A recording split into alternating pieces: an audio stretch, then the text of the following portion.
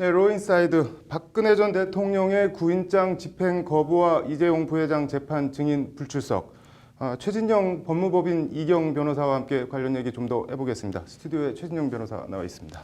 안녕하세요. 네, 안녕하십니까. 반갑습니다. 예, 반갑습니다. 일단 박 전 대통령이 특검 구인장 집행을 거부했는데 가장 궁금한 게 이 구치소에 수감 중인 피고인이 자신과 관련된 재판에 이렇게 나 못 나가겠다 뭐 이런 게 일반적으로 있는 경우인가요? 아니면 아주 드문 경우인가요?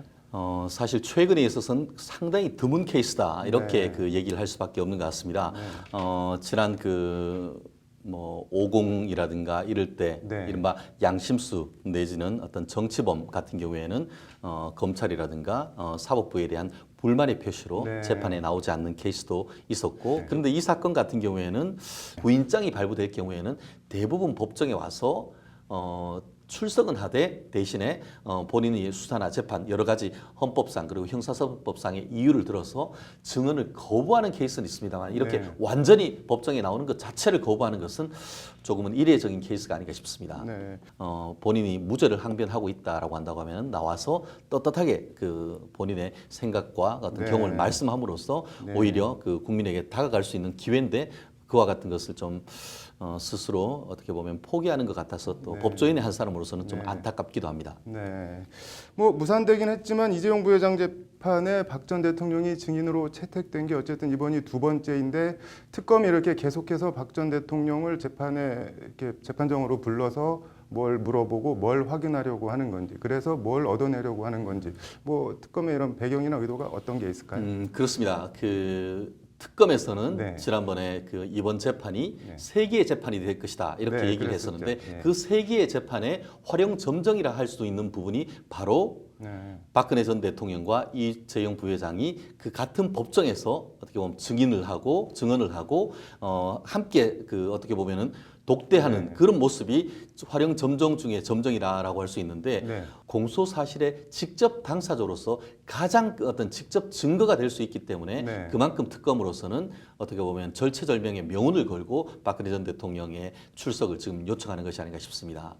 끝까지 지금 안 나오고 있잖아요. 이번 포함하면은 세 번째 불출석인데 박 전 대통령이 이렇게 재판정에 안 나오는 것, 이재용 부회장과 대변을 이렇게 극구 피하는 것, 이거는 뭐 박 전 대통령 입장에서는 좀 어떻게 봐야 할까요? 그러면? 그렇습니다. 가장 핵심적인 어떤 증인이긴 합니다만 본인으로선 헌법상의 권리로서 내 권리를 그러니까 자기 부재 거부권을 행사한다라는 그런 권리의식도 있을 것 같습니다. 네.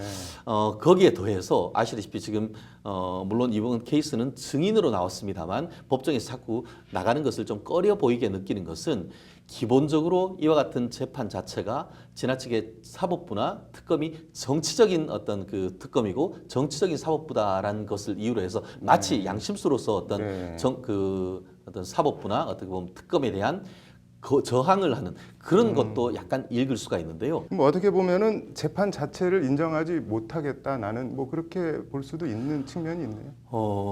뭐 본인은 그렇게 생각하지 않을지 모르겠습니다만 제가 법조인의 어떤 한 사람으로서 봤을 때는 일국의 대통령이다 전직 대통령이었다라고 한다고 하면은 그것 또한 헌법에 기해서 뽑혀진 거 아니겠습니까? 네. 그렇다고 하면은 사법 시스템에 대한 어떤 그 존중 그와 같은 취지에서라도 사실은 그 법정에서 출석을 해서 일단 출석을 한 다음에 본인의 헌법상 권리로서의 증언 거부권을 행사하면 된다. 그 정도면 충분하다라고 저는 개인적으로 생각하는데요. 네. 그러한 점에 있어 가지고는 상당히 아쉬움이 남는 부분이 아닌가 네. 싶습니다. 계속 아마 뭐 끝까지 안 나올 가능성이 높아 보이는데 다시 증인으로 채택되더라도 그렇게 될 경우 이재용 부회장 재판 결과에 뭐 어떤 영향이 있을까요? 지금으로서는 직접적인 증거는 사실 없죠. 증거가 차고 넘친다라고 지금 특검에서도 발표를 했었는데 네.